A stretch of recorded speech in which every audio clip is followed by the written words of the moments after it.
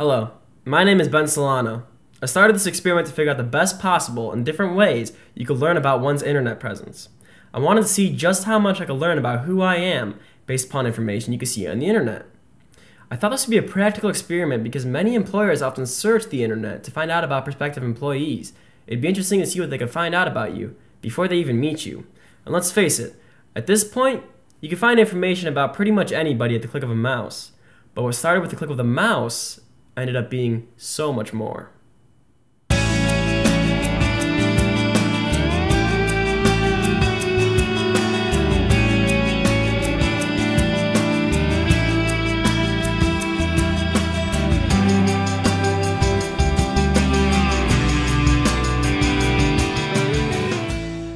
I compiled a list of sources that employers might use.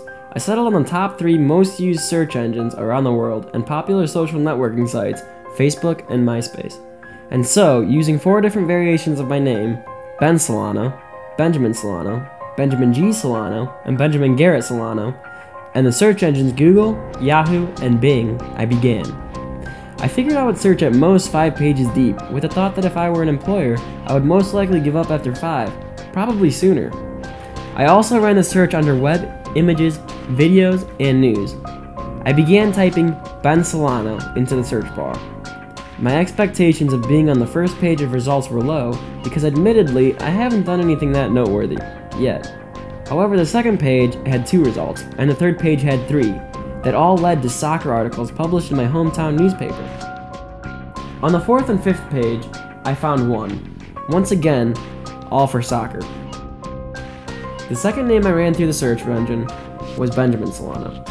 I had high expectations for this one. Unfortunately, I searched all 5 pages and found nothing that pertained to me in any way. However, the 7th image in the first row of pictures did happen to be my Facebook profile picture. The final 2, Benjamin G. Solano and Benjamin Garrett Solano, returned no results whatsoever. I now moved on to the social networks. I started with Facebook. Benjamin Solano turned up 17 results. My page was toward the bottom of the list. If you are able to access my Facebook page, you can virtually find out everything about me.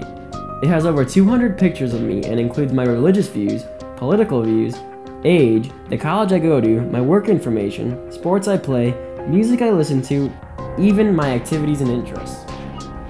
Accessing my page will tell you things you probably wouldn't normally bring up in a conversation, such as other conversations I'm having with friends and family. Although all this information is available, there are ways you could limit it. By adjusting your privacy settings, you can set your profile so only people you accept to be your friend can view your information. I suggest anyone who has a Facebook profile to do this. Facebook contains a lot of personal information that should remain just that, personal. I now moved on to MySpace. When you search Benjamin Solano, about 18 different pages come up. When you go to mine, you will see a 4-year-old picture and a short description about who I am and some of my interests. It also shows my age and some other general information.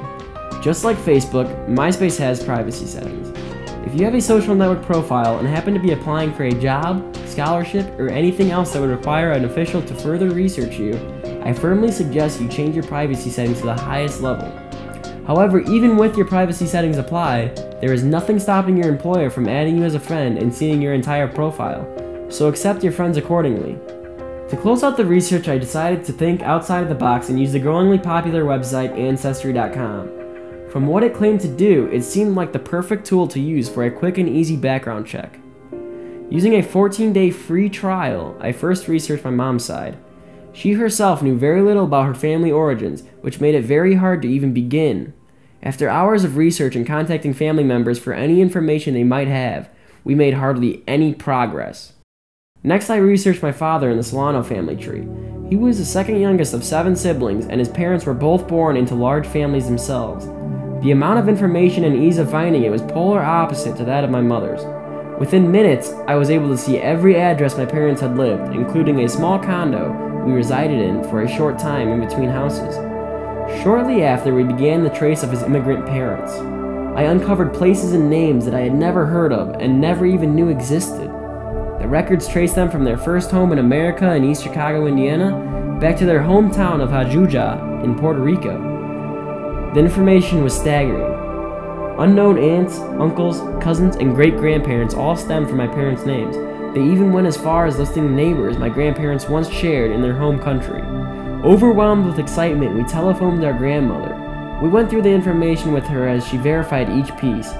She couldn't understand how my father was rambling names she hadn't heard in over 60 years. It appeared as if the internet knew more about me than I did. It was a lot to take in. It's not every day you find out your complete family history. I think that what I've done here is provided an excellent template for anyone to use if they're checking out their online presence. If by chance you come across some things you'd like to see changed, change them. If you can't, I suggest you give your employer or whomever is searching for you the variation of your name to turn out the most gratifying results. So what's next for me?